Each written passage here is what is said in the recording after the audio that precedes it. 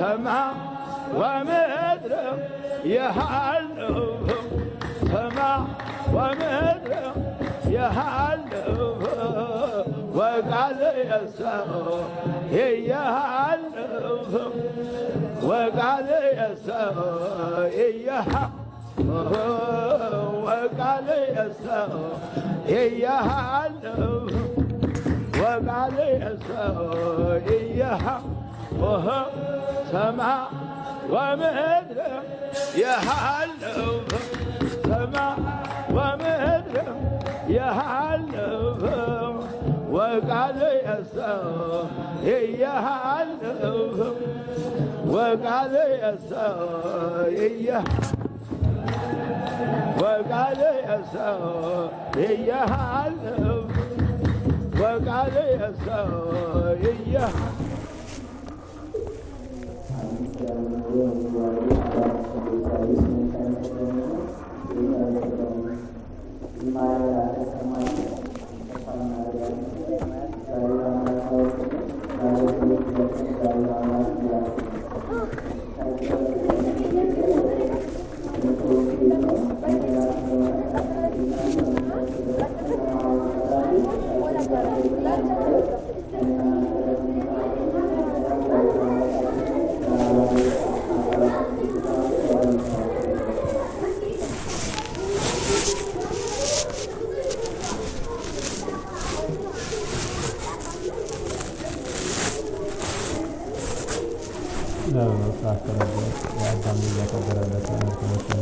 በስመ አብ ወወልድ ወመንፈስ ቅዱስ አሐዱ አምላክ አሜን። ዘላለም ሥላሴ የልዑል እግዚአብሔር ቤተሰቦች በኃያሉ በገናናው በልዑል እግዚአብሔር ፍጹም ሰላምታ ሰላም እላችኋለሁ። እንደምን ዋላችሁ?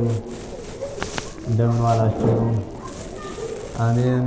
እግዚአብሔር ይመስገን ብለን ስሙን እንድንጠራ የፈቀደልን ልዑለ ባሕርይ ቅዱስ እግዚአብሔር አምላካችን ስሙ የተመሰገነ ይሁን።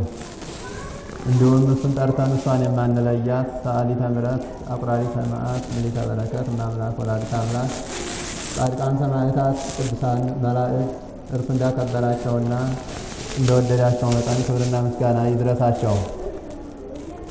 አሜን። ከዕለታት ስንረት ከሰዓታችን ሰዓት ባርኮ ቀድሶ ሰጥቶ ሳይገባ እንዲገባን አድርጎ በቅዱሱ አውደ ምሕረት የሰበሰበን እንደ ኃጢአታችን ብዛት እንደ ሰውነታችን ክፋት ሳይመለከት እስከዚህ ሰዓት ያደረሰን ልዑለ ባሕርይ እግዚአብሔር አምላካችን ስሙ በድጋሚ የተመሰገነ ይሁን።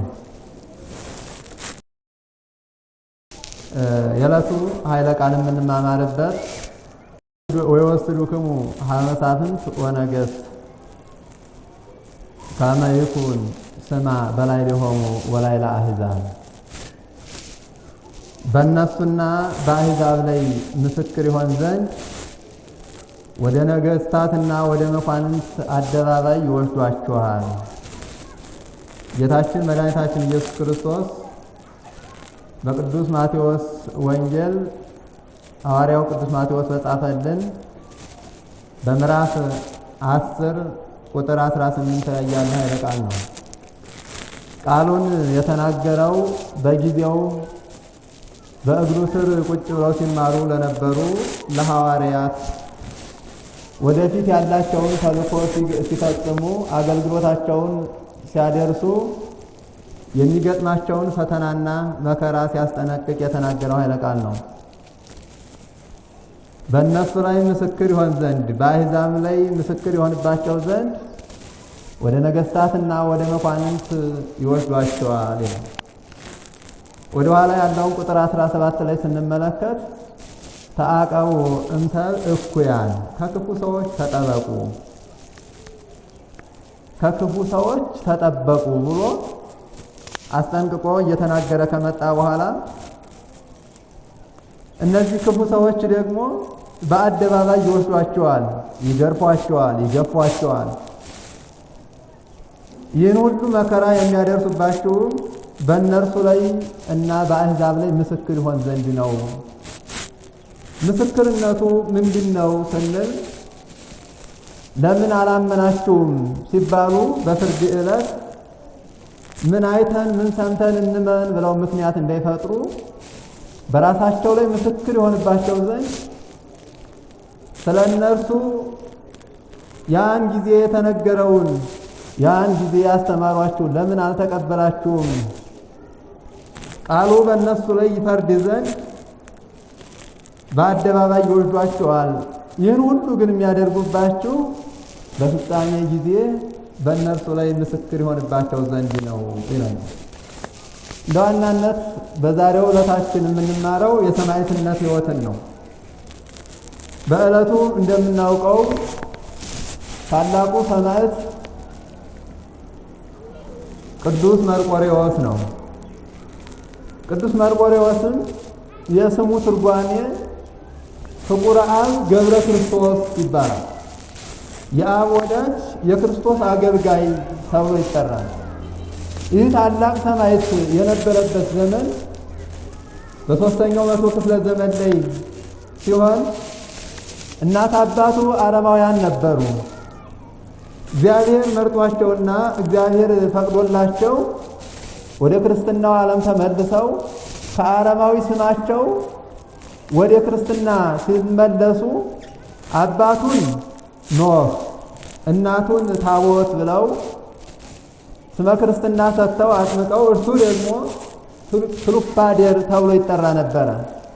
ይህንንም ቅዱስ መርቆሬዎስ የሚለውን ስም ተሰጠው። መርቆሬዎስ ሲሉትም የአብ ወዳጅ የክርስቶስ አገልጋይ ሲሉት ነው። ዛሬ እኛም ስመ ክርስትና በ40 ቀን በ80 ቀን ስንጠመቅ ገብረ ኢየሱስ ወለተ ኢየሱስ፣ ገብረ ኢየሱስ ማለት የክርስቶስ አገልጋይ ነው። ወለተ ኢየሱስ ማለትም የክርስቶስ አገልጋይ ነው። ይህን ስም ለእኛ እንድንሰጥ ያን ጊዜ ለዚህ ታላቅ ሰማዕት መርቆሬዎስ ብለው ስም አወጡለት። ይህ ታላቅ ሰማዕት ቀደም ሲል አባት እናቱ በአረማዊነት ሳሉ አውሬ አድነው በጫካ በዱር ይኖሩ ነበረ። ከሚኖሩበት መካከልም የቅዱስ መርቆሬዎስን አያት ተፈጥሯቸው ሰብአዊም እንስሳዊም የሆነ የውሻ ገጽ ፊት ያላቸው ወይም ደግሞ ገጸ ከለባት ተብለው የሚጠሩ ግሩማን ፍጥረታት ነበሩ። እነዚህ ፍጥረታት ተፈጥሯቸው ድንቅ ነው። ከአንገታቸው በላይ የአውሬ የውሻ መልክ ነው ያላቸው። ከአንገታቸው በታች ደግሞ የሰው ልጅ አርአያና መልክ አላቸው። በጫካ ይኖራሉ። አርአያቸው ግብራቸው ወደ አራዊትነት የተቀየረ ነበርና ሰውን አሳደው ይበላሉ። በዚህ ጊዜ የትልቁ አባት የቅዱስ መርቆሬዎስን አያት እነዚያ ገጸ ከለባት ተብለው የሚጠሩት ተፈጥሯቸው ድንቅ የሆነ ፍጥረታት ግብራቸው አራዊትነት ወይም ደግሞ አውሬነት ነበርና የውሻን ግብር አልለቀቁም ነበርና የቅዱስ መርቆሬዎስን አያት በሉት። የቅዱስ መርቆሬዎስን አባት ሊበሉ ሲሉ ተው ብሎ መልአከ እግዚአብሔር ከለከላቸው። ሲከለክላቸው ተደነቁ፣ ፈሩ። ከፊቱ የሚያውቁት ግብር ሌላ፣ የሚዳፈራቸው የሚያሸንፋቸው አልነበረም።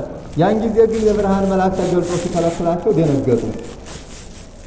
መጨረሻ ላይ ሲጨንቃቸው ለቅዱስ መርቆሬዎስ አባት ከእግሩ ስር ወድቀው ሰገዱ። ለቅዱስ መርቆሬዎስ አባትም ተገዙለት። እግዚአብሔር አራዊትን ያስገዛል። ለእግዚአብሔር እኛ ስንገዛ እርሱ ፍጥረታቱን ሁሉ እንድንገዛቸው ያደርገናል።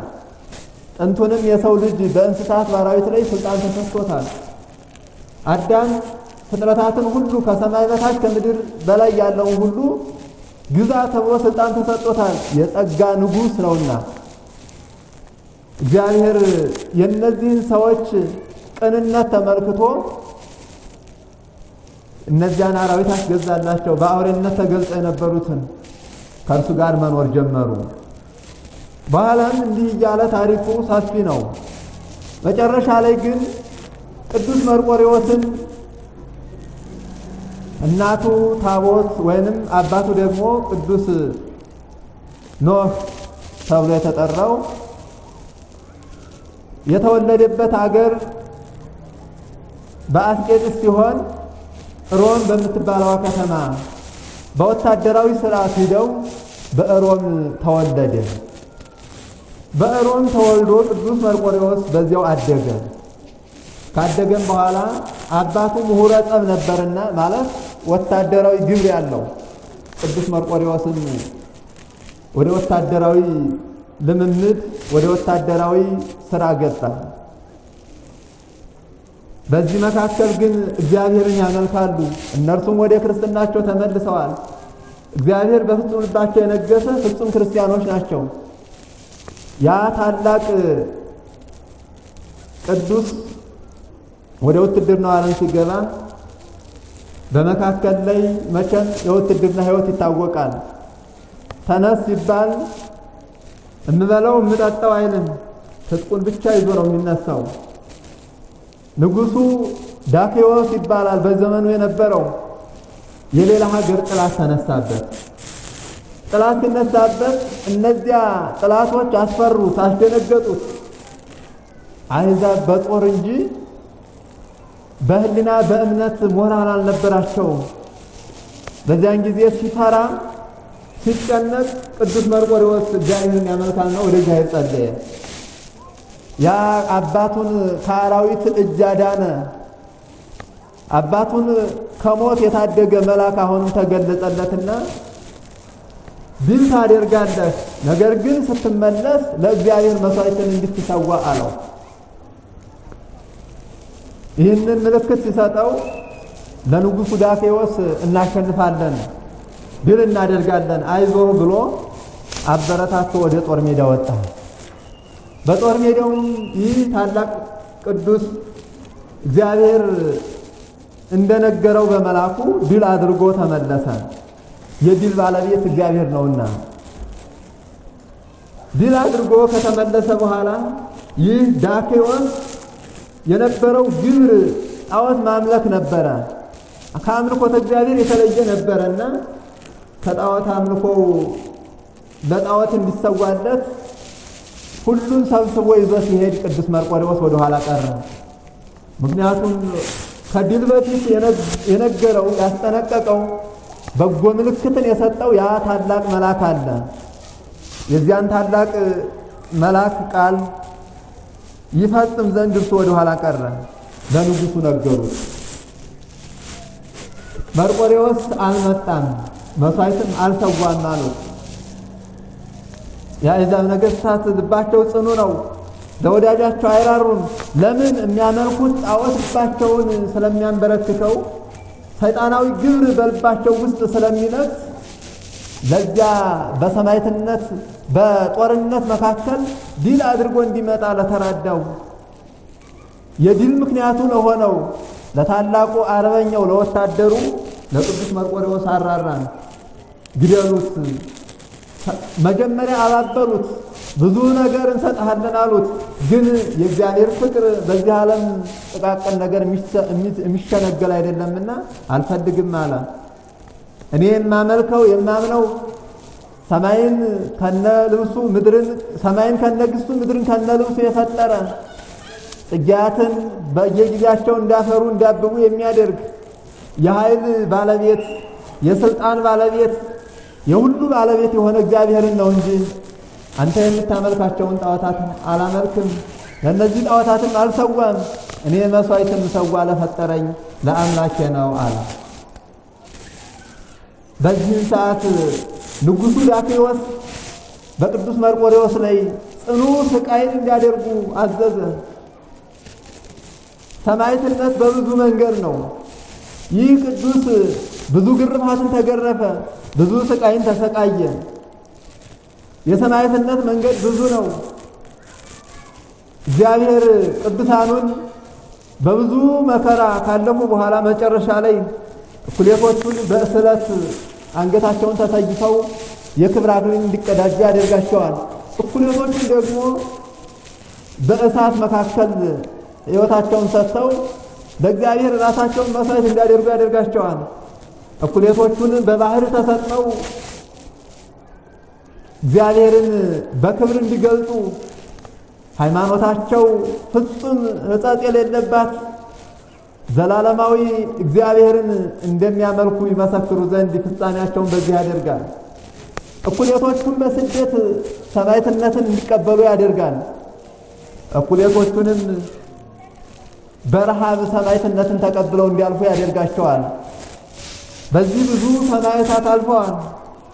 እነ ቅዱስ ጊዮርጊስ በስለት ሰማዕትነትን እንደተቀበሉ ቅዱስ መርቆሬዎስ ፍጻሜውን የሰማዕትነት ፍጻሜውን ያደረገው በእሳት ነው።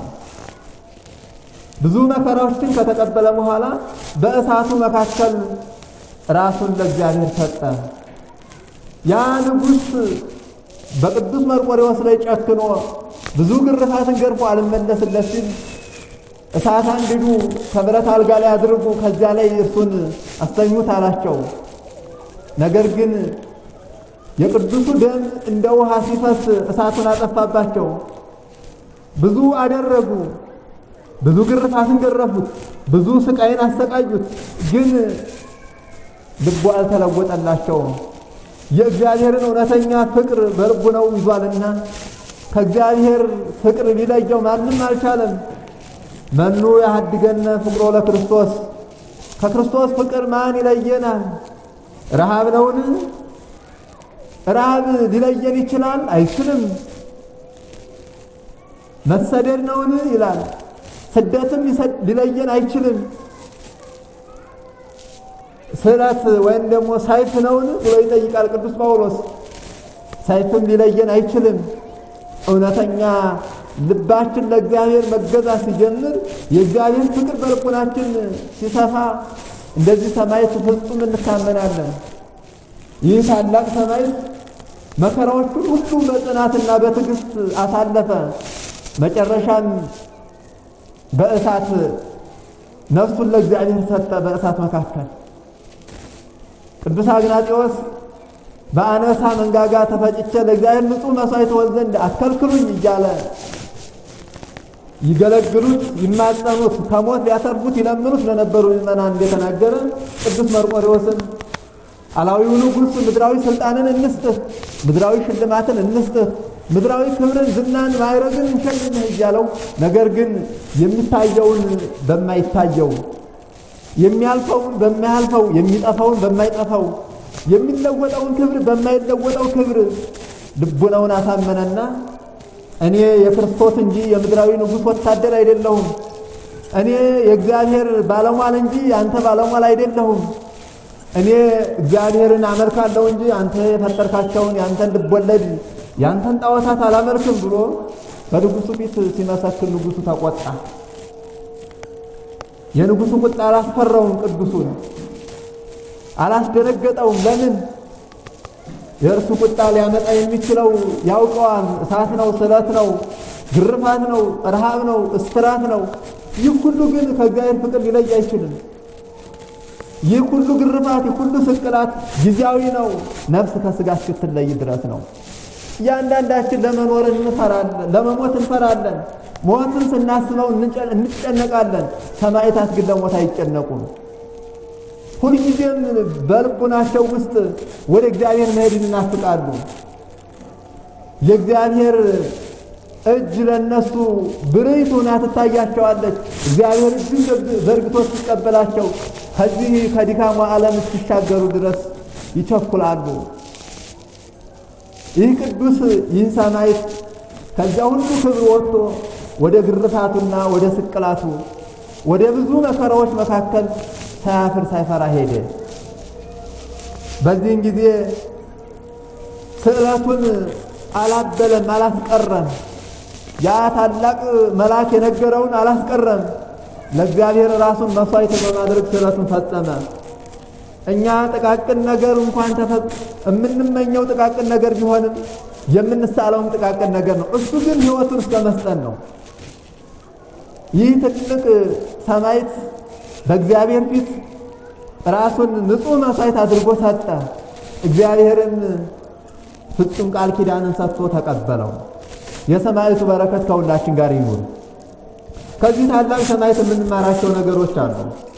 የመጀመሪያው ከሰማዕቱ ሕይወት የምንማረው ክብርን መናቅ፣ ለእግዚአብሔር መገዛት፣ ከምድራዊ ደስታ ከምድራዊ ድሎት ከምድራዊ ምቾት፣ ከምድራዊ ስልጣን፣ ከምድራዊ ደስታ ይልቅ የእግዚአብሔር ክብር፣ የእግዚአብሔር ፍቅር፣ የእግዚአብሔር ቤት በልባችን ሊታሰብ ይገባዋል።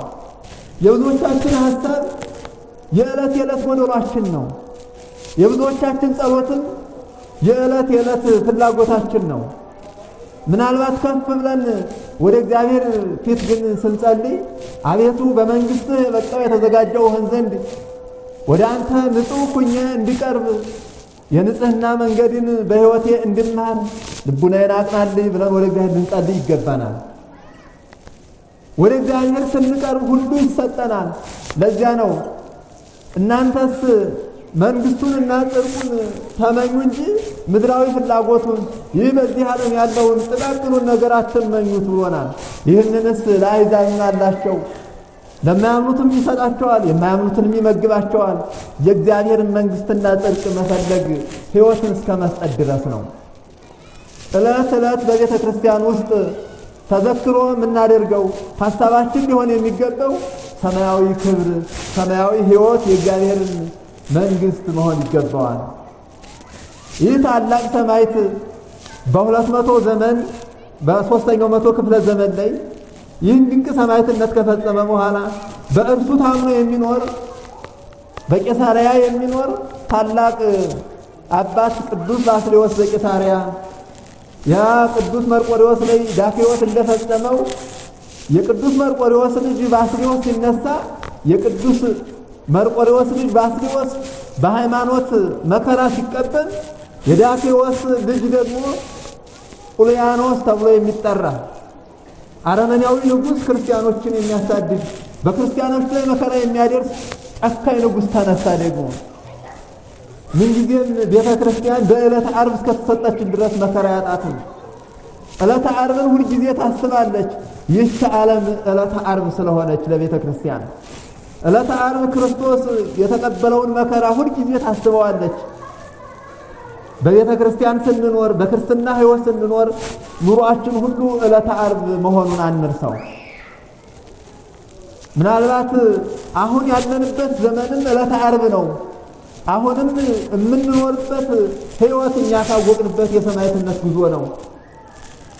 በዚያን ዘመን ታላቁ አባት ባስልዮስ ዘቂሳርያ ነዳያንን በመርዳት እያንዳንዱ ችግራቸውን በመረዳት የድሆች አባት በመባል የሚታወቀው በሊቀ ጵጵስና ምዕመናንን በአባትነት እየረዳ እየጠበቀ የሚኖር ይህ ታላቅ ቅዱስ ባስልዮስ ንጉሡ ኡልያኖስ መጀመሪያ ክርስቲያን ሲሆን በኋላ ግን በግሪክ ፍልስፍናና በግሪክ ጣዖት አምልኮ ልቡ ተማረከና የግሪክ ጣዖት አምልኮ ፍልስፍና መሰለውና ለውጥ መሰለውና ስልጣኔ መሰለውና ሃይማኖቱን ትቶ መንግሥቱን አስፍቶ አረመናዊ ግብሩን ቀጠለ። ክርስቲያኖችን ማሳደድ ጀመረ።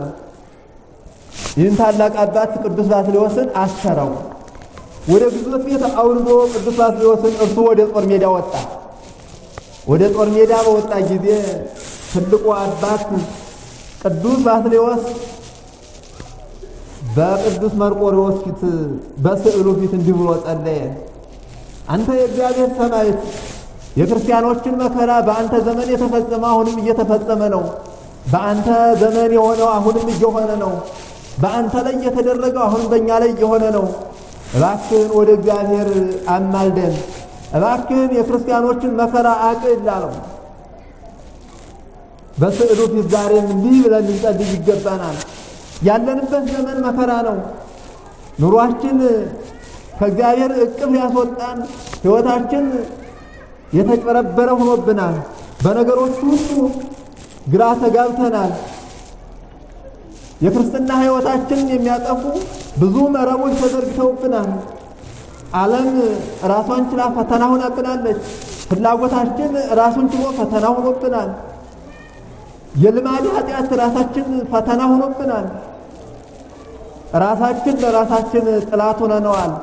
ከእግዚአብሔር እቅፍ የሚያርቀን ብዙ ነው።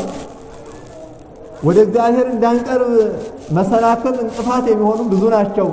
ከዚህ መከራና ፈተና ከዚህ ስቃይ ውስጥ እንወጣ ዘንድ እንደዚህ ታላቅ እንደ ቅዱስ ባስልዮስ አቤቱ የእግዚአብሔር ሰማዕት ሆይ የእኛንም መከራ የእኛንም ጭንቀት የእኛንም ችግር ተረዳን፣ የእኛን መከራ ያቀል ዘንድ እግዚአብሔርን ለምንልን ብለን በስዕሉ ልንማጸን ይገባናል። ይህ ታላቅ አባት ቅዱስ ባስልዮስ በቅዱስ መርቆሬዎስ ስዕል ፊት ተንበርክኮ ይህን ጸሎት ሲጸልይ ስዕሉ ከፊቱ ተሰወረ። በዚህ ጊዜ ቅዱስ ባስልዮስ ተደነቀ።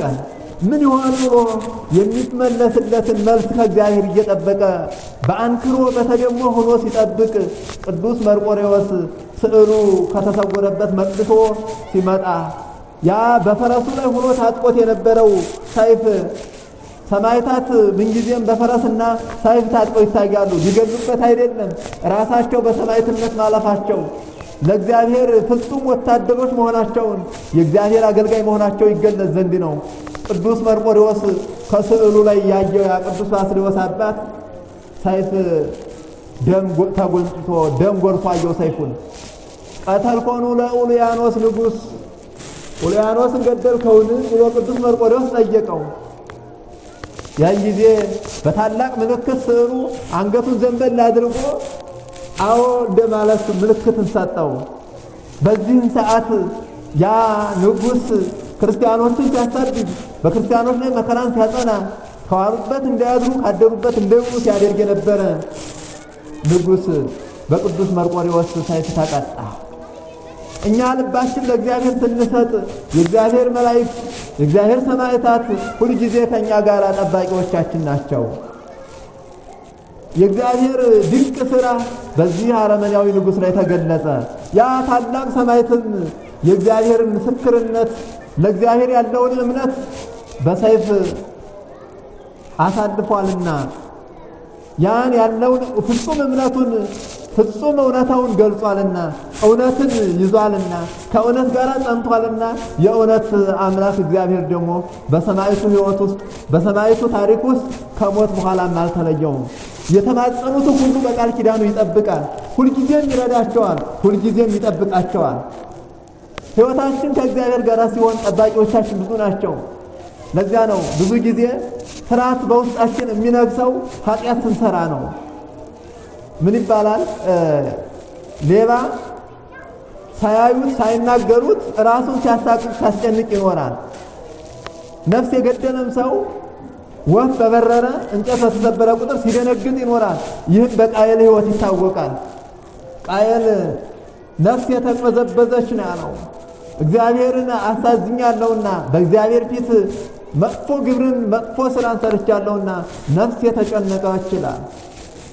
እግዚአብሔርን ስናጣ ከእግዚአብሔር እቅፍ ስንወጣ ሕይወታችን ይጨነቃል፣ ነፍሳችን ይጨነቃል። በእግዚአብሔር ፊት ግን እውነታን ስንይዝ እንደዚህ ሰማዕት ፍጹም እምነታችንን ሳናፍር ሳንፈራ መመስከር ስንችል እውነተኛ ሕይወት ሲኖረን እግዚአብሔር በመካከላችን በውስጣችን ይኖራል። የእግዚአብሔር መላእክት ሁልጊዜ ይጠብቁናል። እግዚአብሔር ሁልጊዜ በእኛ ሕይወት ውስጥ ሰማዕታትን መላእክትን ይልካል። የሰማዕትነት ሕይወትን ገንዘብ እንድናደርግ ልቡናችንን ለሃይማኖት ያስጨክናል። ሞትን የምንፈራው አንዱ ኃጢአት ሲበዛብን ነው። ሂደን መዳረሻችን ስለሚያስጨንቀንም ነው። ሰማዕታት ሞትን የማይፈሩት ከእውነት ላይ ስለሚቆሙ ነው። በእውነት ስንኖር ሞትን አንፈራም። በእውነት ስንኖር እግዚአብሔርን እንናፍቃለን። ወደ እግዚአብሔር ፊት መቅረብን እንጓጓለን። ሰው ከአገሩ ተለይቶ ከዘመዱ ርቆ ኑሮ ወደ ዘመዱ የሚሄድባትን ቀን እንዲናፍቅ ሰማዕታትም ወደ እግዚአብሔር የሚቀርቡባትን ቀን ይናፍቋታል። ሁላችን እንደዚያ እንድንሆን የሰማዕቱን ሕይወት ልንማርበት ይገባናል። ዛሬ የሰማዕትነት ሕይወት ምናልባት በእሳት በስለት ማለፍ ላይሆን ይችላል። ብዙ መከራ አለ፣ ብዙ ሰቆቃ አለ። ዓለም ላይ ስንኖር ዕለት ዕለት የቤተ ክርስቲያን ፈተና ልዩ ልዩ ነው። እንደነገርኳችሁ ሰማዕታት እኩሌቶቹ በስለት፣ እኩሌቶቹ በእሳት፣ እኩሌቶቹ በውሃ፣ እኩሌቶቹ በረሃብ እንደሚቀጡት ዛሬ የእኛ ሰማዕትነት ፈቃደ ሥጋችን በመግዛት ነው። ከሱስ ዓለም በመውጣት ነው። እውነተኛ ክርስቲያን በመሆን ነው።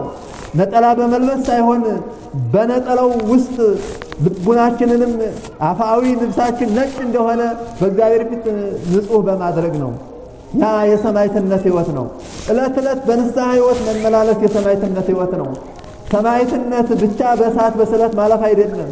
ለእግዚአብሔር ራስን ማሳመን ባለው ዘመን የወለደውን ንጉሥ የወደደውን ላድርግ አለ ማለት። ፈቃደ ሥጋችን አድርግ ሲለን እግዚአብሔር አይወደውም ማለት።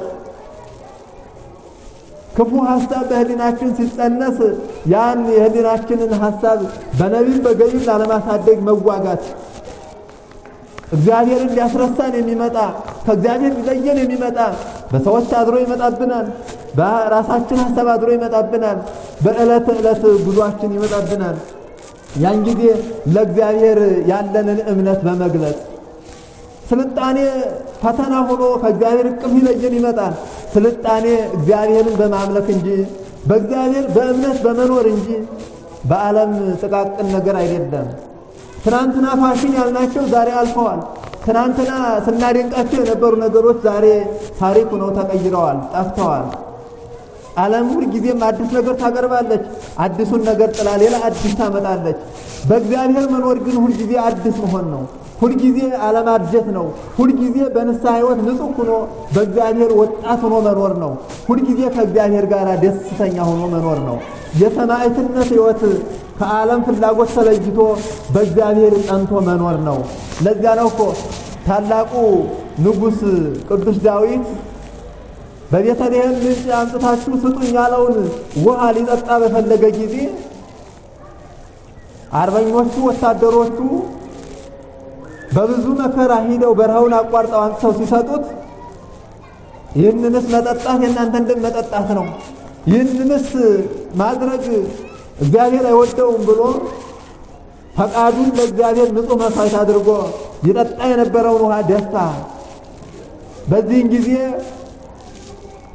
ሰማዕትነት ጽድቅ ሆኖ ተቆጠረለት ይለዋል። ዛሬ በልቡናችን የለን ሐሳብ ከገቢር አውጥተን ማለት በግብር ሳንፈጽመው ከህሊናችን አውልቀን ልንጥለው ይገባናል። ያን ጊዜ ለእግዚአብሔር ያለንነት ይገለጻል። ያን ጊዜ እውነተኛ ሰማዕት እንባላለን። በእግዚአብሔር ፍጹም ታማኝነታችን ያን ጊዜ ይመሰከራል። አድርጉ የሚለን የህሊናችን ፍላጎት ብዙ ነው። ልንጾም ስንል ብሉ ብሉ ያሰኘናል። ልንሰግድ ስንል አንቀላፉ ተኙ ያሰኘናል። ወደ ቤተ ክርስቲያን ልንመጣ ስንል ወደ ቤት በጓደኛም በምንም አመካይቶ ወደ ኋላ ይገትተናል። በዚህ ጊዜ እግዚአብሔርን ላገኝ ከእግዚአብሔር ጋር እንነጋገር ይገባኛል። ወደ እግዚአብሔር ፊት ቀርቤ ልማጸንና ልጸልይ ይገባኛል። በእግዚአብሔር ፊት ቀርቤ ቅዱስ ቃሉን ልሰማ ይገባኛል ብለን ፍላጎታችን አሸንፈን መምጣት ሰማዕትነት ነው። እንቅልፍን መተው ሰማዕትነት ነው። በሰይፍ ብቻ ማለፍ አይደለም። ፍላጎትን መተው ሰማዕትነት ነው። በሰይፍ ብቻ ማለፍ አይደለም። ከእግዚአብሔር እቅፍ ሊለዩን የሚመጡ ፍላጎታችን ቆርጦ መጣል ሰማዕትነት ነው። ታላቁ አባት ማር ይስሐቅ ከሰይጣን ልማድ ይከፋል ይላል። ከሰይጣን ይልቅ ልማድ ይከፋል። ሰይጣንን በጸበልም በጸሎትም በአባቶች ጸሎትም እርዳታም እናርቀዋለን። ልማዳችን ግን ተዋግተን ነው የምናርቀው። እንደ ዋዛ ወደ ሱስ ዓለም ገብተው መውጣት ያቃታቸው ብዙዎች ናቸው። ልማድ ሆኖባቸው ሱስም የሆነው ልማድ ስለሆነ ነው። እንደ ዋዛ የተለማመዱትን ነገር አሁን ቆርጦ ለመጣል ተቸግረዋል። ለምን? ልማድ ሆኗልና። ምናልባት የታመመ ሰው በጸበልም በምንም ለፍልፎ ሊወጣለት ይችላል። በልማድ ከልጅነት እስከ እውቀት ያሳደገውን ክፉ ሐሳብ ግን ቆርጦ መጣል ዋጋ ያስከፍላል። ከክፉ ልማድ እግዚአብሔር አምላካችን ይጠብቀን። በእግዚአብሔር ፊት ሰማዕት ሆኖ ማለፍ መቻል እንዲህ ባላውያን ነገሥታት ብቻ አይደለም። ባላውያን ነገሥታት ፊት ብቻ እኔ የክርስቶስ ነኝ ማለት አይደለም። ፍላጎታችንንም እኔ የክርስቶስ ነኝ፣ ይህ አረመናዊ ግብር፣ ይህ የኃጢአት ግብር ለእኔ አይገባኝም፣ ይህ የኔ አካል የክርስቶስ አካል ነው፣ ይህ የኔ አካል ክርስቶስ የሞተለት ነው፣ ይህ የኔ አካል የክርስቶስ ማደሪያ ነው። ስለዚህ በክርስቶስ ማደሪያ ውስጥ የሰይጣን ሐሳብ ሊያድርበት አይገባውም። የሰይጣን ፍላጎት በእኔ ሕይወት ሊኖር አይገባውም። ከዚህ ፍላጎቴ ነፃ መሆን አለብኝ ብሎ ቆርጦ በእግዚአብሔር ፊት ራስን በጎ መሥዋዕት ማድረግ ሰማዕትነት ነው። በዚህ ፍላጎታችን ተዋግተን እግዚአብሔርን አመስግነን በእግዚአብሔር ፊት ጸንተን እስከ ፍጻሜ ድረስ ዋጋ እናገኝ ዘንድ እግዚአብሔር አምላካችን ይፍቀድልን። ይህ ታላቅ ሰማዕት ፍላጎቱንም ትቷል፣ ክብሩንም ትቷል። ነፍሱን እስከ መስጠት ድረስ በዓላዊው ንጉሥ ፊት መስዋዕትነትን ከፍሏል። እኛ ከፍላጎታችን ነፃ ስንወጣ ነው ምናልባት የእሳት የስለት ፈተና ቢመጣብን እኔ ክርስቶስ ነኝ ማለት የምንችለው። ፍላጎታችን ተስፋ የሚያስቆርጠን ብዙዎች ነን እኮ። ከኃጢአት መውጣት አቅቶን ተስፋ ቆርጠን አይ እንግዲህ ለክርስቶስ አረባም አልጠቅም እኔ ዓለም ነኝ፣ በዚህ ኃጢአት እኔ ነፃ ካልሆንኩኝ ከዚህ ኃጢአት ካልወጣሁኝ እኔ ክርስቶስ አይፈልገኝም ብለን በገዛ ልማዳችንና ኃጢአታችን ተስፋ የምንቆርጥ ሞልተናል። ግን በክርስቶስ ፊት ተስፋ አይቆረጥም። ክርስቶስ ሁልጊዜም እኛን ያነሳናል፣ ይጠብቀናል፣ ይጠራናል። ኑ እናንተ ሸክም የከበዳችሁ ይለናል። የኃጢአት ሸክም ሲከብደን በእግዚአብሔር ፊት ቀርበን ከኃጢአት ነፃ ልንሆን ይገባናል እንጂ ተስፋ ልንቆርጥበት አይገባንም። እግዚአብሔር አምላካችን ሰማዕታትን ለእኛ መመኪያ አድርጎ ነው የሰጠን። ቅዱስ ባስልዮስ ሲማጸነው ታላቁ ሰማዕት ፈጥኖ ረድቶታል። እኛም በእርሱ ፊት በንጽሕና ሆነን ስንማጸን ይረዳናል። ፈጥኖ እንዲታደገን እኛ ፍጹም በእምነት ልናድግ ይገባናል። ሊራዳን የሚችለው እኛ የምንረዳ ሆነን ወይም ደግሞ ለእግዚአብሔር ንጹሕ ሆነን ረዳት የሚያስፈልገን እውነተኛ አካል ሆነን ስንቀርብ እግዚአብሔር ፈጥኖ ቅዱሳኑን ወደኛ ይልካል። የቅዱሳን ሥራ እኛን መታደግ ነው። እኛን ከሞት ወደ ሕይወት፣ ከጨለማ ወደ ብርሃን፣ ከኃጢአት ወደ ክብር የመለሰ ራሱን ሰጥቶ ነው። ራስን የሰጠን ክርስቶስ ሁልጊዜ እኛን ይፈልገናል። ወደ ክርስቶስ እቅፍ ቀርበን ከፍላጎታችን ነፃ ሆነን የዘመኑን ፈተና ንጉሥ የወደደውን ዘመን የወለደውን ሳንል እግዚአብሔር ትናንትናን ዛሬም ዘላለማዊ አምላክ ነው። የቅዱስ መርቆሬዎስ አምላክ የኔም አምላክ ነው፣ የቅዱስ መርቆሬዎስ ፈጣሪ የኔም ፈጣሪ ነው ብለን ለፍላጎታችን ሳንንበረከክ በእግዚአብሔር በጸሎትና በፍጹም እምነት ተንበርክከን የሰማዕትነትን በረከት የሰማዕታቱን ሕይወት እንድናገኝ እግዚአብሔር ይርዳን። በአሕዛብ ላይ ምስክር ይሆናል ይህ ሕይወታችን። በእናንተ መከራውን ያደርሱባቸዋል። ፍላጎታችሁ ሁሉ ቆርጠን ሰይጣን ድል ነስተን ሰዎችን ምድራዊ ስልጣን፣ ምድራዊ ኃይል፣ ምድራዊ ጉልበት ያላቸውን ሳንፈራ በእግዚአብሔር ፊት ስንመሰክር ያ ምስክርነታችን በእግዚአብሔር ፊት ያን ጊዜ ኋላ እኛ ምስክር ሆነን በእነርሱ ፊት ፈራጅ ሆነን እንቀርባለን። ወትኮንኑ ዲበ አሰርቱ ወክልኤቱ መናብርተ እስራኤል ነው ያለው። በ12ቱ የእስራኤል ወንበር ላይ ቆማችሁ ትፈርዳላችሁ ተብለናል። እውነተኛ ክርስትና ዛሬ አይደለም የሚገለጠው፣ ያን ጊዜ ክርስቶስ ራሱ ይገልጠናል። ግለጡኝ አይደለም ክርስትና በእውነት ፍሬ ማፍራት ነው። የውሸት ፍሬ አይደለም፣ የሚረግፍ የሚያልፍ የሚጠፋ ፍሬ አይደለም። የክርስትና ሕይወት ዘላለማዊ ክብር ነው። ወደ ዘላለማዊ ክብር ያን ጊዜ ዛሬ በናቁን ፊት በክብር እንገለጽ ዘንድ እውነተኛ ሕይወትን ዛሬ ተንቀን ቢሆን ልንኖር ይገባናል። እውነተኛ ሕይወትን ኑረን በክርስቶስ አምነን ስለ ክርስቶስ የሚመጣብንን በክርስቶስ አመናችሁ፣ የክርስቶስ ስም አስተማራችሁ፣ ስለ ክርስቶስ ተናገራችሁ ብለው የሚያመጡብን መከራ በጭካኔና በጥባት ተቀብለን የሰማዕታትን ፈለግ ተከትለን እንድናል እግዚአብሔር አምላካችን ይፍቀድልን። በሰማዕትነት ያለፉት አባቶቻችን ረድኤታቸውና በረከታቸው አይለየን። ያስተማረን የገሰጸን እስካሁን ድረስ የጠበቀን መግቦቱና ቸርነቱ ያልተለየን ቅዱስ እግዚአብሔር አምላካችን ስሙ የተመሰገነ ይሁን። ከታላቁ ሰማዕት ከቅዱስ መርቆሬዎስ ረድኤት በረከት ያሳትፈን፣ ፍጻሜያችንን ያሳምርልን። ወስብሐት ለእግዚአብሔር ወለወላዲቱ ድንግል ወለመስቀሉ ክቡር። ይቆየን።